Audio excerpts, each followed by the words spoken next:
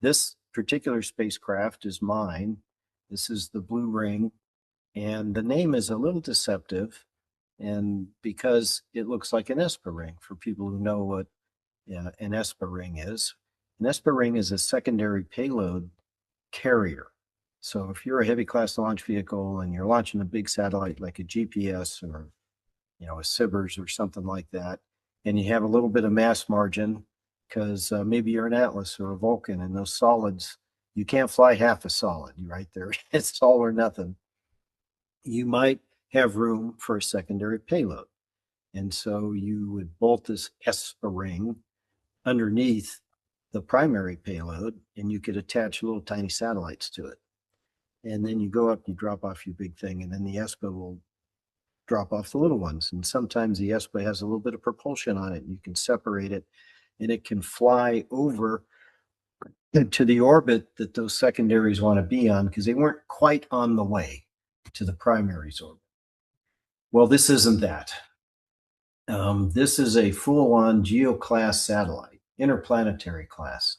It does have ports. It can carry 13 small satellites, or it can carry one really big one. And it has an enormous amount of delta V. Once it has arrived at its destination orbit, it can maneuver away from that orbit, above it, below it. It can move around through the celestial longitude of that orbit. It can host payloads, lots of power on it. It has edge computing. It has a very powerful computer and a very, very large data storage.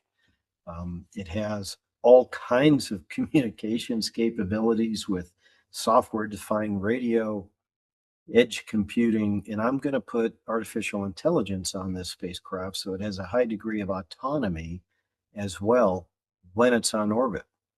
It's also attached to our own ground system, so I'm vertically integrated right through that whole chain from the spacecraft all the way down to the ground stations and into our ground control center, which will also have a high degree of artificial intelligence helping the operators in agentic AI, helping them move quickly through challenges and anomalies, or God forbid, a dynamic space attack where we have to react quickly.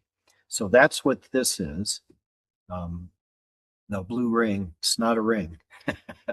It's a whole nother kind of spacecraft, and I'm pretty excited to have this in my portfolio.